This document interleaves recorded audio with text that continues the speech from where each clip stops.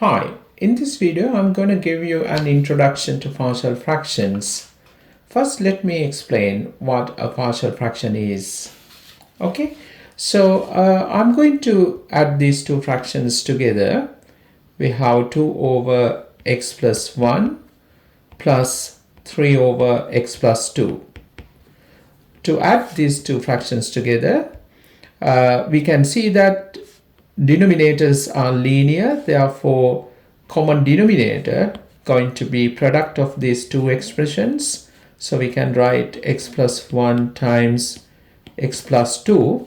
So we need to times this numerator by x plus 2, and this numerator we need to times by x plus 1. So if you simplify this, you would get 5x plus 7.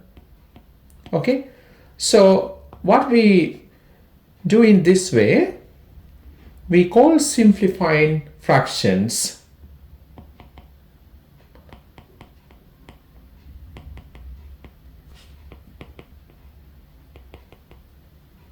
So you know how to simplify algebraic fraction. It's not a problem. Now what we're going to do here, when we have single fraction like this, we want to split that single fraction into sum of fractions like on the left hand side.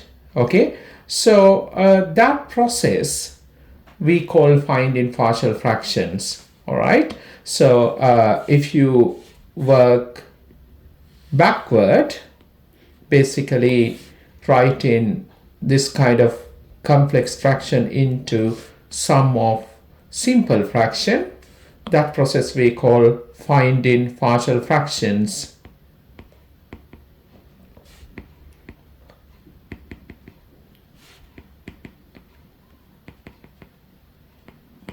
Now in this video, actually I'm going to show you when you have different types of fractions like this, how you can split into sum of fractions. So the first model, if you have fraction like this, 2x plus 3 over x plus 2 times x plus 3, you need to remember that when we split this kind of single fraction into partial fractions, first thing we need to decide whether the fraction is a proper fraction or improper fraction. Now you can see here we have a proper fraction because degree in the numerator is less than to degree in the denominator. So denominator we have quadratic expression, in the numerator we have linear expression. So that kind of fraction we call proper fraction. That is one thing. When we have proper fraction, when we split this fraction into sum of fractions, we need to decide how many fractions we're going to get on the right hand side. It is actually similar to how many linear factors you can see in this denominator. So here we have two linear factors, therefore I'm going to split this into two fractions.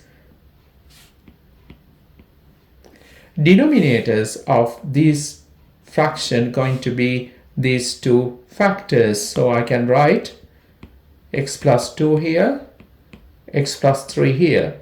So now we need to decide what we write here in numerators. So it's going to be always constant. I'm going to take it as a and b. So the technique is basically when denominator is a linear one, numerator must be a constant, 1 degree less than to this denominator. Okay, so that is what we're going to do. Basically, as we split this proper fraction into sum of fraction, remember what we have to get here on the right hand side, those fractions must be proper fractions. So that's why when we have linear denominator, we write constant in the numerator. Same here. Okay, now according to that, even if you have this expression, let's say we have x minus 1 over x plus 1 times x plus 2 times x plus 3, right? So we can see that in this fraction we have 3 linear factors in the denominator. Therefore, we're going to split this fraction into 3 fractions on the right hand side. We're going to have 3 fractions, and I discuss here that denominators of these 3 fractions going to be these 3 factors. So I can write x plus 1 here, x plus 2, x plus 3, right? So numerators always need to be constant, right? So we can write a, b, c. Now have a look this case.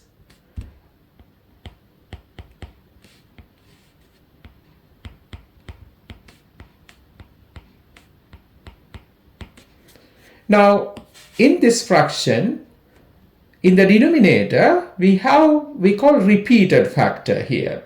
We have x minus 2 times x minus 2. So we need to know carefully how we can split this fraction into sum of fractions. So no contradiction. We can see that we have 3 linear factors, because here we have x minus 2 times x minus 2 times x plus 3. As we have 3 linear factors in the denominator here, we're going to split this into 3 fractions. Now, what are the denominators of these fractions? It's basically here we're going to look at the repeated factor. We have x minus 2.